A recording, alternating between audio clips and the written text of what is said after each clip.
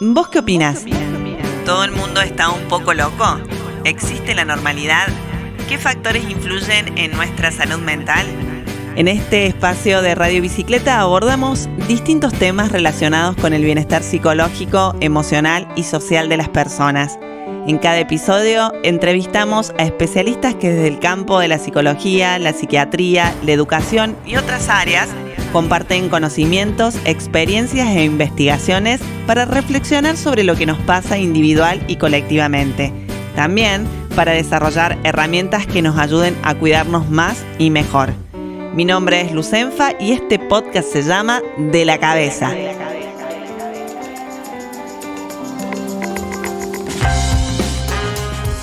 ¿Qué sabes sobre la filosofía? ¿Crees que es solamente una cuestión teórica o que tiene fines prácticos y puede contribuir en tu vida cotidiana y con tu bienestar? Estos interrogantes vamos a abordar en este nuevo episodio de la Cabeza, procurando desarmar las ideas que tenemos sobre esta disciplina y pensar la vigencia que puede tener en la actualidad.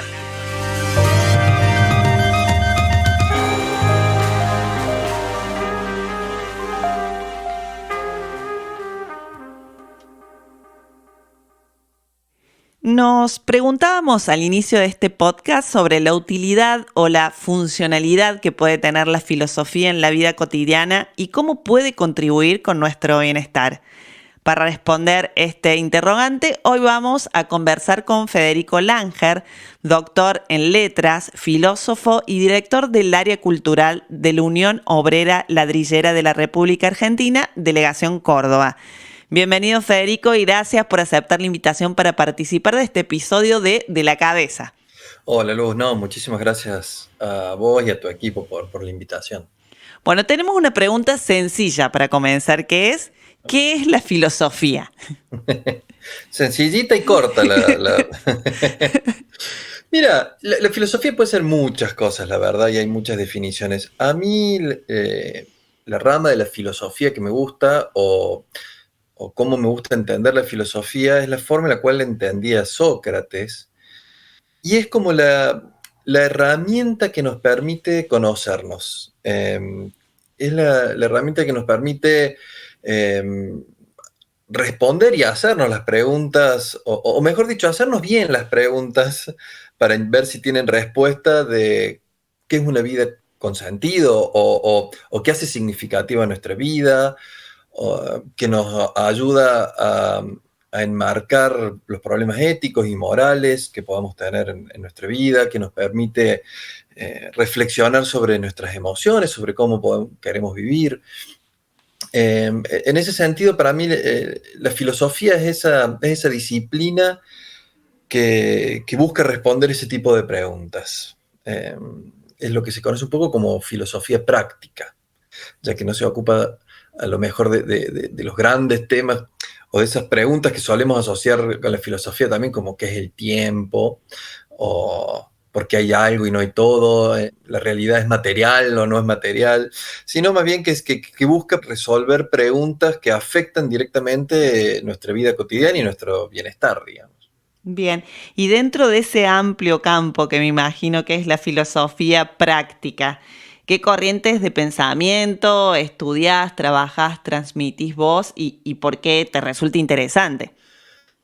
Yo, en particular, la rama de la filosofía que no solo divulgo, sino que también practico, o intento practicar por lo menos, es una filosofía que tiene sus orígenes en la Grecia antigua, y se conoce como estoicismo. Es una corriente que en los últimos años ha cobrado una cierta relevancia popular.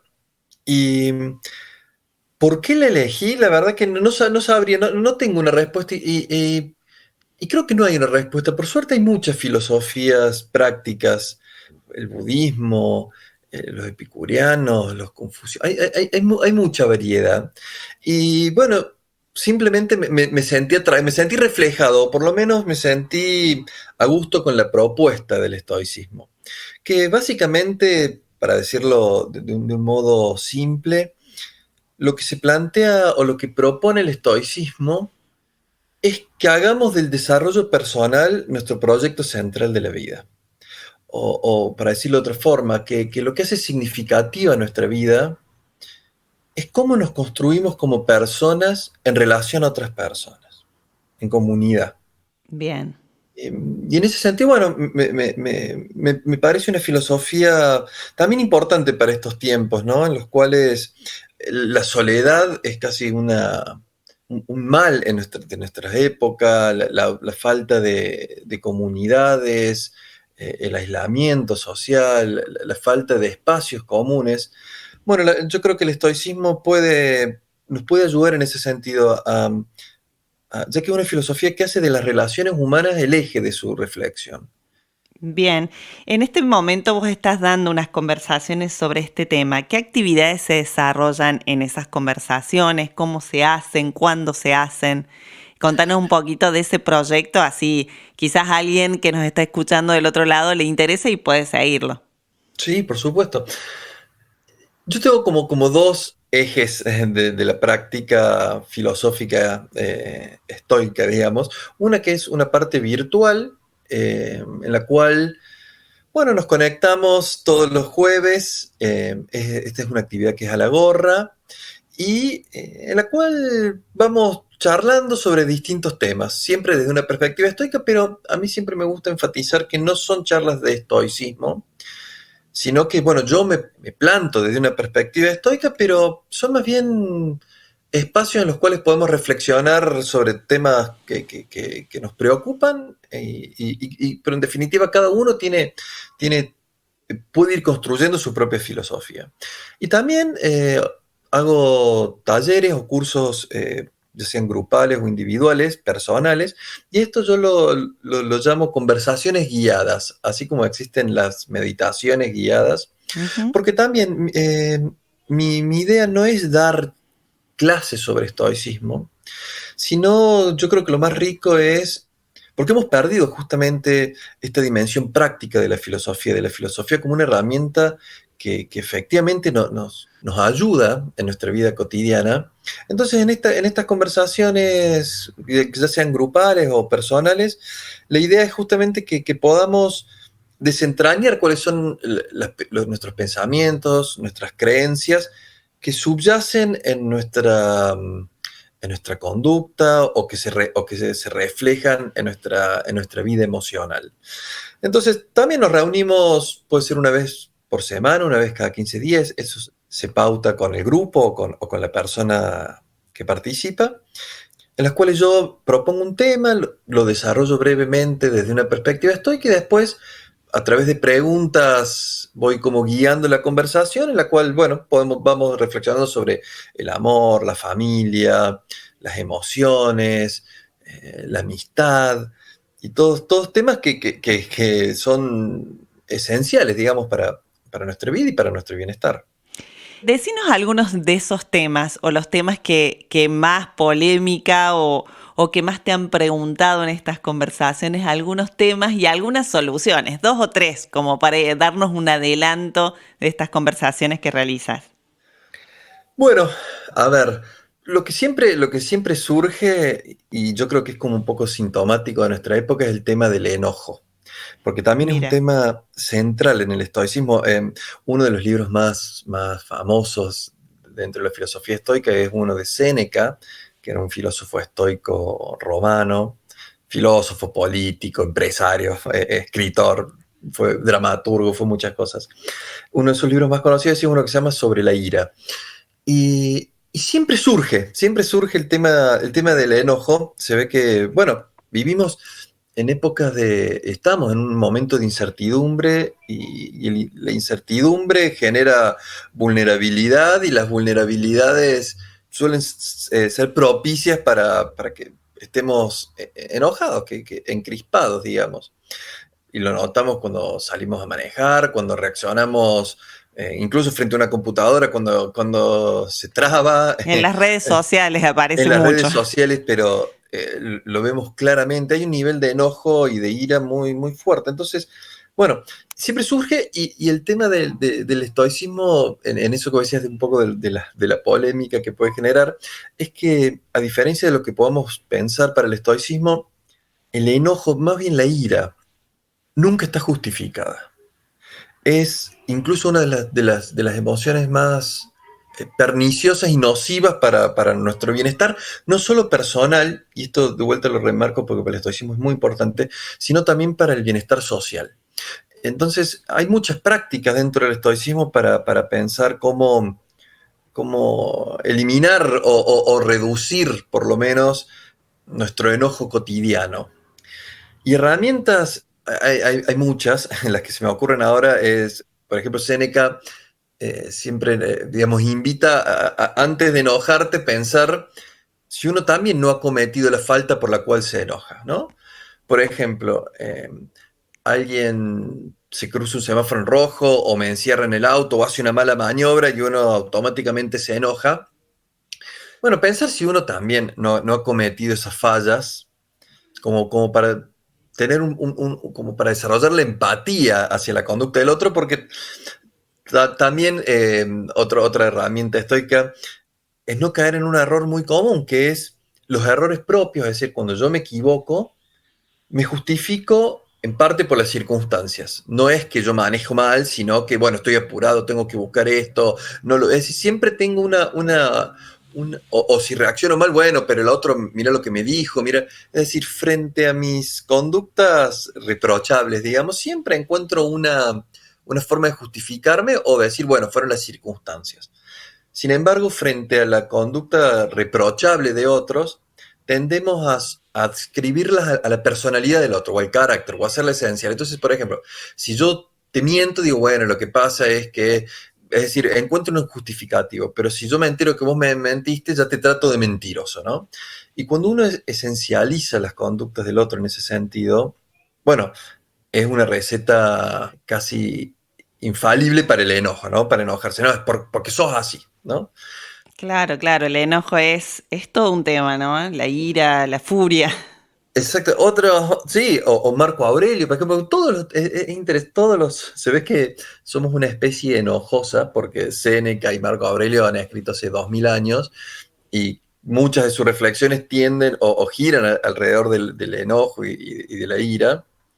Y Marco Aurelio también tiene una frase para no enojarse, en el cual él dice, palabras más, palabras menos, que no hay mejor forma.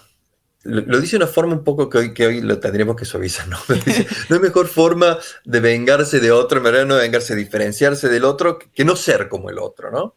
Entonces, Exacto. si a vos realmente te molesta o te molestó su actitud, bueno, la mejor solución no es reflejar esa conducta del otro que uno, sino ser distinto, ¿no? Y de esa forma uno también podemos decir que educa al otro, ¿no? Ujú. O le muestra algo O le distinto. muestra que hay otras formas, que hay otras respuestas y otras conductas posibles. Ahora, ¿hay alguna metodología, además de la introspección y la reflexión interna, Sí. que nos ayude en esa cosa cotidiana? Porque digo, te levantas, vas al trabajo, haces esto, haces lo otro, tenés un montón de emociones, Sí. problemas, dificultades, algo que realmente facilite ese proceso de... Mira, es muy buena la pregunta. Y en eso también el estoicismo tiene algo para decir. Y es que, por ejemplo, en todos los escritos estoicos aparece repetitivamente la metáfora de la filosofía como un gimnasio. En el sentido que alcanzar el bienestar emocional a través de la práctica filosófica no es fácil. Es decir, si yo quiero correr una maratón y nunca corrí en mi vida, bueno, no voy a salir a correr los 45 kilómetros el primer día. Primero, porque no voy a llegar. Y segundo, porque las expectativas que me estoy poniendo son tan altas que lo más seguro es que me desanime. Entonces, lo primero es entender que los cambios son graduales, son lentos y requieren esfuerzo y trabajo. Así como también como una aplicación práctica, hay un consejo que da Séneca también, que es muy útil y es simple de hacer, no nos lleva más que 5 minutos. Y Séneca lo que propone es que todas las noches, él dice todas las noches, pero en realidad, como voy a decir, vivimos muy en ritmos bueno, que nos pasa por encima muchas veces. Entonces, no solo cuando uno pueda escribir, llevar un pequeño cuaderno y hacerse básicamente 3 preguntas. ¿En dónde me equivoqué? ¿Qué hice bien? ¿Y qué podría mejorar? Está bueno. Nada más que haces esas 3 preguntas y responderlas por escrito. No pensarlas, porque la escritura también lo que nos permite es tomar una cierta distancia de nuestro pensamiento. Es como que uno lo ve como en tercera persona y esa distancia nos ayuda a conocer, aunque parezca paradójico, ¿no? Porque en la introspección parece ser que nos miramos hacia adentro, pero la escritura nos permite vernos como desde afuera y ese vernos desde afuera nos ayuda a ser un poco más objetivos con nosotros mismos. Y me quiero detener un segundito en esto de Séneca hace hincapié en poner en qué hice bien, porque muchas veces caemos en el error de solo reprocharnos los errores, ¿no? Sí, nos damos ¿Por qué le dije? látigo. Claro, ¿por qué le dije esto? ¿Por qué hice así? ¿Por qué no reaccioné de otra forma? ¿Por qué no? ¿Por qué no? ¿Por qué no? Y es importante también reconocer las virtudes y los aciertos de uno, porque también al cultivar ese hábito en nosotros, también lo vamos a empezar a cultivar en los otros. Porque también es como que es muy fácil ver el error del otro y a veces es muy difícil ver los aciertos en el otro. Somos como, si yo te pregunto los defectos de personas cercanas, probablemente los tengas más frescos o me los puedas responder más rápido que compañero de trabajo, compañera de trabajo, lo que sea, que si yo te pregunto las virtudes o los aciertos. Tenemos una tendencia a centrar la mirada en lo negativo de los otros y de lo propio. Entonces, eso de, bueno, a ver, ¿qué hice bien yo también? Una palmadita en la espalda, bueno, nos ayuda en este largo y difícil camino para el bienestar emocional. Sí, pienso que también a contrapelo de la época, porque es una época de la inmediatez y me parece que hemos perdido un poco la costumbre de darle tiempo a la planta que crezca. Pones la semilla y querés que mañana ya tener la planta grande.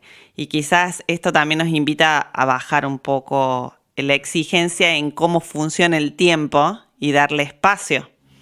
Mira, qué curioso que uses la imagen de la planta, porque Epicteto, otro de los grandes filósofos estoicos, tiene una frase que también siempre la recuerdo y está buena tenerla a mano. Dice Epicteto, así como muy resumido, no hay que pedir higos en invierno. Eh, ¿Quieres comer higos? Bueno, espera la época del higo. Todo tiene su proceso y su tiempo y sus circunstancias. Entonces, bueno, no quieras comer higos en invierno o, bueno, no sé, o cualquier otra fruta, la fruta que a uno le guste. Cada fruta y verdura tiene su estación. Así es. Vamos a pasar a otro proyecto que también Sí. tenés en marcha, que escribiste un libro que está basado en estas cuestiones. Contanos un poco cómo se llama, de qué se trata, a quién está destinado y también cómo lo podemos conseguir. Sí, mira, estos son unos proyectos, estos son 2 libros y un mazo de cartas filosóficos Bien, que he desarrollado conjuntamente con el Sindicato de Ladrilleros, la Unión Ladrillera de acá de la Delegación Córdoba, en la cual yo hace ya como 5 años que soy parte ahí de la familia ladrillera. El primer libro se llama ¿Qué es importante en la vida? Y es un libro de filosofía estoica, pero práctico, en el cual es casi como un diario guiado, cómo llevar un diario, en el sentido que son varias páginas, son como ciento y pico, y cada página viene una frase, una cita de algún filósofo estoico, y después un ejercicio de cómo llevar a práctica esa enseñanza. Porque muchas veces, no sé, ¿viste? Leemos una frase en Instagram o donde sea que nos gusta, nos parece motivadora, pero bueno, decimos qué linda y a otra cosa. y queda. Y queda, y después pasamos a otra y a otra frase y a otra y a otra. Entonces la idea es, no, a ver, ¿cómo puedo bajar esta frase a una práctica concreta? Algunas tienen que ver con escribir, por ejemplo, una de las citas más famosas del estoicismo es fijarse en lo que uno puede controlar y no centrarse en lo que uno no puede controlar. Y bueno, entonces el ejercicio puede ser hacer un cuadro y en una circunstancia antes de, por ejemplo, antes de esta entrevista, bueno, pensar a ver qué es lo que yo voy a poder controlar y qué es lo que no voy a poder controlar, ¿no? Entonces eso de una forma voy entrenando mi atención para no focalizarme en lo que no puedo controlar y tener una actitud más equilibrada con lo que no puedo controlar. Ese libro, que es importante en la vida, se llama, ya tiene como 2, 3 años y quedan muy poquitos ejemplares, porque bueno, son ediciones caseras. Bien. Después ese mismo libro lo hicimos en un mazo de cartas españolas para jugar al truco, en la cual cada naipe tiene también una frase y un ejercicio de cómo poder llevar a práctica esa frase. Entonces, bueno, la idea es que si estamos jugando a la escoba del 15 o el truco, bueno, también puede ser un momento para la reflexión filosófica. Y el último libro son fábulas filosóficas para niñes, que son 18 fábulas acompañadas con dibujos del artista Horacio French, artista cordobés. Y también son fábulas cortas que invitan, o la idea es empezar a que los niños y niñas empiecen a tener un contacto con la filosofía, ¿no? Una primicia para el programa es que nos han invitado y lo vamos a presentar el 3 de mayo en la Feria del Libro Qué Internacional de bueno. Buenos Aires, así que sí, toda una gran alegría. Sí. Y todos estos libros, el mazo de cartas, los libros, la única forma de conseguirlo en este momento es o contactándose conmigo Bien. o escribiendo al Instagram del sindicato, que es @wolracba. @WolraCBA. Y no sé, un mail que vos tengas que nos puedas facilitar. Sí, o me pueden escribir a mi Instagram, que es @conversacionesfilo, que ahí Bien. también tienen información sobre los talleres y los cursos, o si no me escriben a federicolanger@gmail.com y ahí me los piden.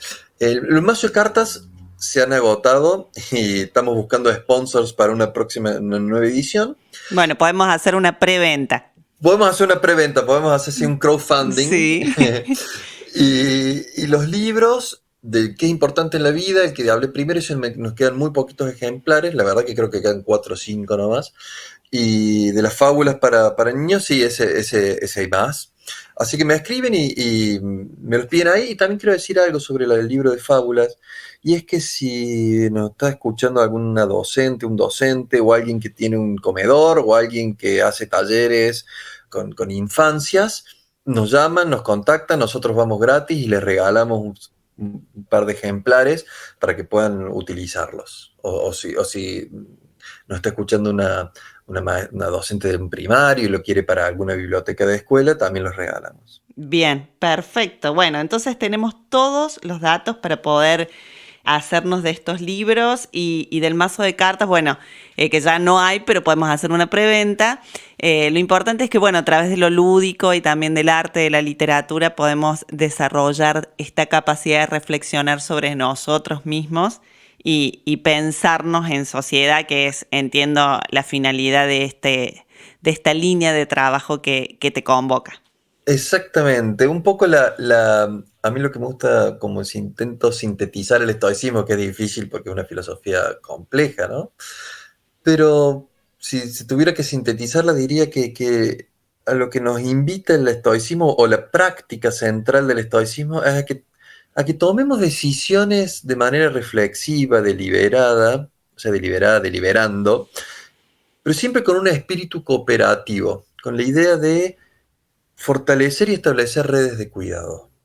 Ese creo yo que es como el eje de la práctica y de la reflexión estoica. Excelente. Bueno, la verdad que nos quedamos pensando entonces y seguramente quienes estén escuchando quizás estén interesados en participar de estas conversaciones y empezar a trabajar un poquito interiormente para sobrellevar la diaria, para aprender y para vivir estos tiempos que son raros y rápidos sobre todo. Sí, y déjame decir una última cosita si hay tiempo. Sí, claro. Y es que la filosofía, creo yo, no es un lujo, no es Está algo que, bueno. bueno, lo empiezo a practicar en mis tiempos libres, porque querramos o no querramos, lo sepamos o no lo sepamos, vivimos en función a ideas filosóficas. Es decir, ¿qué es importante en mi vida, como se llama el libro? por más que no nos hagamos la pregunta esa de manera explícita, vivimos en función de lo que creemos que es importante, pero si no nos hemos tomado el tiempo de reflexionar qué es la amistad, qué es la familia, cómo armar una pareja, qué tipos de parejas se pueden establecer, qué prioridades. Bueno, el problema es que vivimos en función de ideas filosóficas que no sabemos que las tenemos y por lo tanto no sabemos que las estamos expresando en nuestra vida. Y que hay otras ideas filosóficas que nos permiten otras formas de vida. Es decir, la filosofía no es algo externo a nuestra vida. Los juicios de valor, lo que creemos que es importante, todo eso es filosofía y la vivimos. El problema es que no sabemos que la estamos viviendo. Entonces, hacer consciente la práctica filosófica también es una forma de tomar cierto control sobre nuestra vida. Muy interesante pensar la filosofía desde su dimensión práctica y no como una materia que teníamos en el secundario, digo para los que no son especialistas en el tema y que quedó allí en los libros. Muchas gracias, Federico, por conversar en esta ocasión con nosotros. La verdad que los aportes muy interesantes y nos dejan reflexionando, que es lo importante. Bueno, gracias Luz y gracias al equipo por esta invitación. Hasta aquí entonces las palabras de Federico Langer, doctor en letras, filósofo y director del área cultural de la Unión Obrera Ladrillera de la República Argentina, Delegación Córdoba.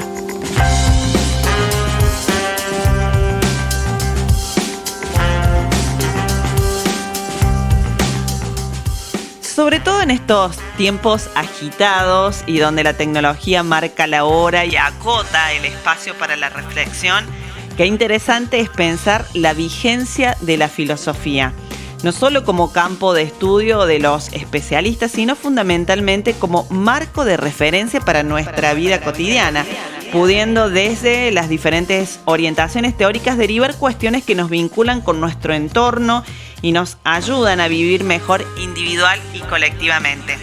De esto se trató este nuevo episodio de La Cabeza, un podcast para Radio Bicicleta. Mi nombre es Lucenfa y espero podamos encontrarnos pronto en otra conversación sobre bienestar y salud mental.